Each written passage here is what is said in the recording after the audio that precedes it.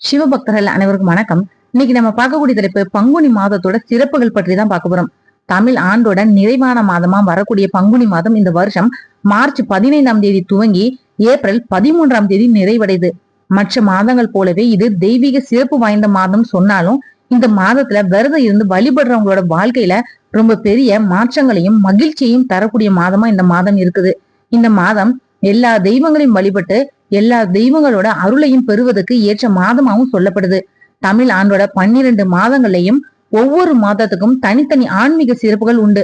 அந்த வரிசையில நிறைவான 12வது மாதமா வரக்கூடிய பங்குனி மாதம் ரொம்பவே முக்கியமானதும் தெய்வீக நிகழ்வுகள் எல்லாம் நிரம்பின மாதமா கருதப்படுது. அதனாலதான் சாஸ்திரங்களும் புராணங்களும் பங்குனிய தெய்வீக மாதம்னு போற்றுது. இந்த மாதம் மகிழ்ச்சி, வளம், ஆனந்தம், குடும்ப நலன் இது எல்லாத்தையும் தரக்கூடிய மாதமாவே இருக்குது. குறிப்பா பல தெய்வங்களோட திருக்கல்யாணங்கள் எல்லாம் நடந்த மாதம்ன்றதுனால இந்த மாதத்துல பூஜை, விரதம், தர்மம் எல்லாம் செய்யறது ரொம்ப பெரிய புண்ணியமாவும் சொல்லப்படுது. அரங்கனை விபீஷணர் பெற்றுக்கொண்ட மாதமும் பங்குனின்னு சொல்லுது புராணம். அது மட்டுமா அரங்கன் அமர்ந்து கொண்டு காவிரிக்கும் கொள்ளிடத்துக்குமான இடத்தை திருவரங்கம் அப்படின்னு அமைச்சு திருத்தலமாக்கியதும் இந்த பங்குனில தான் சொல்லுது ஸ்தல புராணம். ஸ்ரீரங்க மன்னார் ஆண்டாள் திருக்கல்யாண வைபவம் நடந்த நாளும் இதுதான். மகாலட்சுமியோட அவதார நாள் பங்குனி உத்திர திருநாள். மகாலட்சுமி பங்குனி உத்திர விரதத்தை அனுசரிச்சுதான் ஸ்ரீ மகாவிஷ்ணுவோட மார்புல உரையக்கூடிய பாக்கியத்தையும் பெற்றா.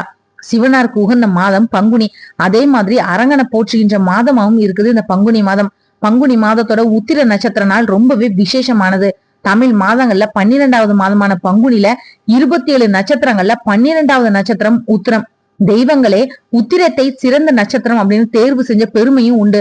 12வது மாதமான பங்குனியும் 12வது நட்சத்திரமான உத்திரமும் இணையக்கூடிய புனித நாள் தான் பங்குனி உத்திரம். அதனால பங்குனி மாத உத்திரத்துக்கு சிறப்புகள்ன்றது அதிகம்.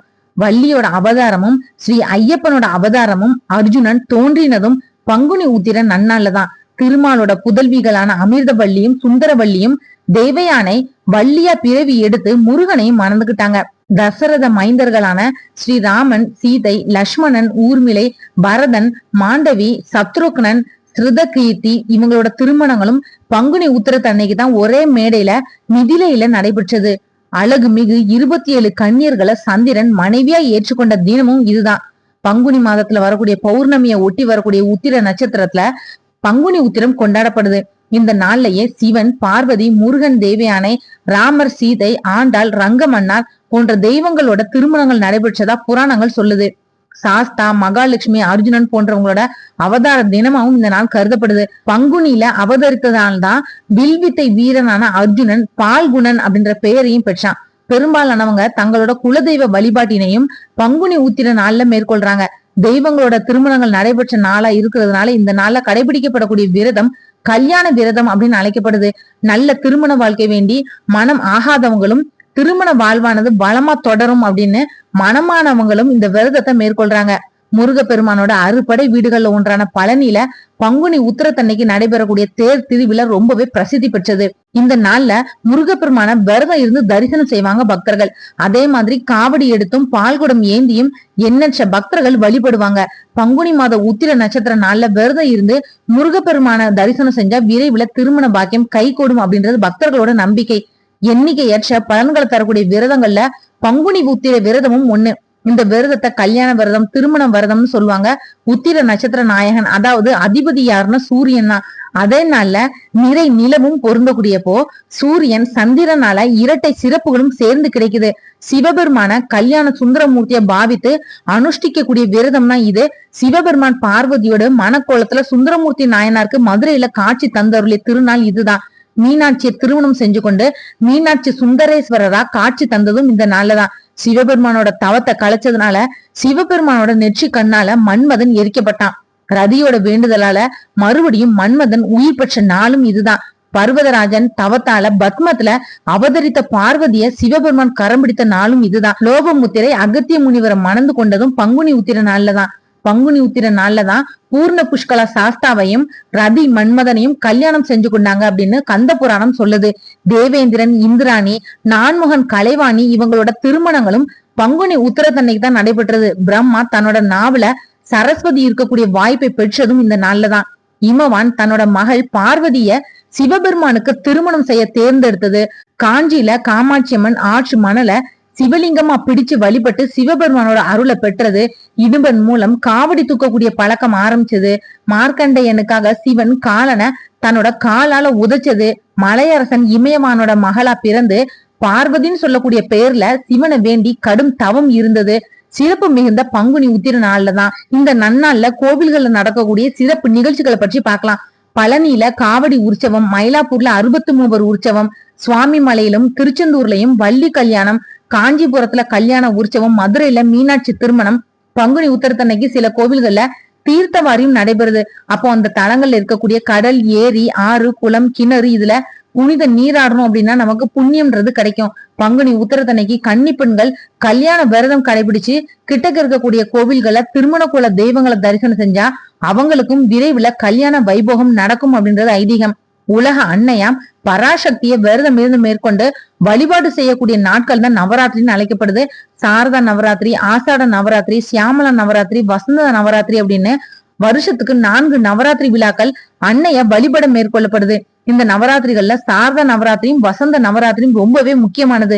வசந்த நவராத்திரி பங்குனி மாத அமாவாசை அடுத்து வரக்கூடிய வளர்பிறை பிரதமை முதல் வளர்பிறை நவமி வரைக்கும் 9 நாட்களாகவும், பங்குனி வளர்பிறை பிரதமை முதல் அடுத்த பௌர்ணமி வரைக்கும் 15 நாட்களாகவும், பங்குனி வளர்பிறை பிரதமை முதல் சித்ரா பௌர்ணமி வரைக்கும் 45 நாட்களாகவும் கொண்டாடப்படுது. இந்த பண்டிகை வட இந்தியாவிலையும் தென்னிந்தியாவிலையும் சில கோவில்கள்ல கொண்டாடப்படுது.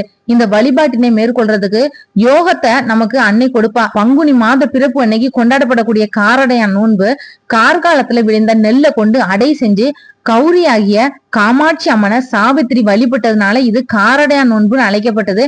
சாவித்திரின்னு சொல்லப்படக்கூடிய பெண் இந்த வழிபாட்டினை மேற்கொண்டு யமன் கிட்ட இருந்து தன்னோட கணவனோட உயிரை மீட்டதுனால இந்த விரதம் சாவித்திரி விரதம்னு அழைக்கப்பட்டது. இந்த விரத முறையானது மாசி மாத கடைசி நாள் தொடங்கப்பட்டு பங்குனி முதல் நாள் நிறைவு பெறுது. இந்த வழிபாட்டுல இடம்பெறக்கூடிய நோன்பு கயிறானது வழிபாடு முடிஞ்சதுக்கு அப்புறமா பெண்களால் அணியப்படுறது குறிப்பிடத்தக்கது. இந்த விரத முறையின திருமணமான பெண்கள் மேற்கொள்றதுனால தங்களோட கணவனோட ஆயுள் நீடிக்கிறதோடு அவங்களுக்கும் ஆரோக்கியமான வாழ்க்கைய அம்மன் வழங்குறதாவும் நம்புறாங்க.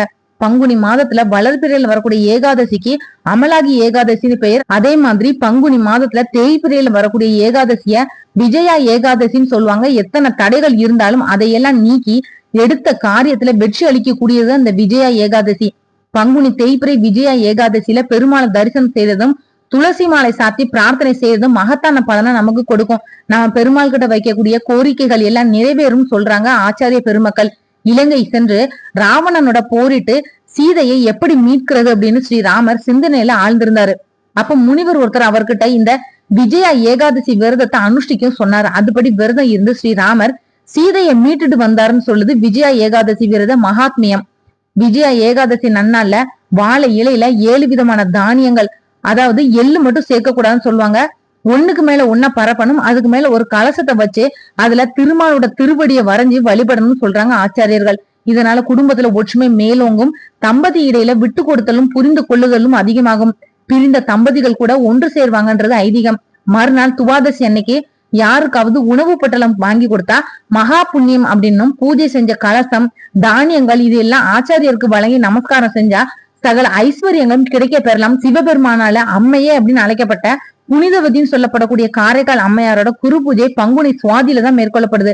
அதே மாதிரி பங்குனி மாதத்துல குருவாரம் அழைக்கப்படக்கூடிய வியாழக்கிழமையில சிவ வழிபாடு மேற்கொள்றதும் சிவ குருவா திகழக்கூடிய தட்சிணாமூர்த்திய மனசார வழிபடுறதும் மகத்தான பலனை நமக்கு கொடுக்கும்.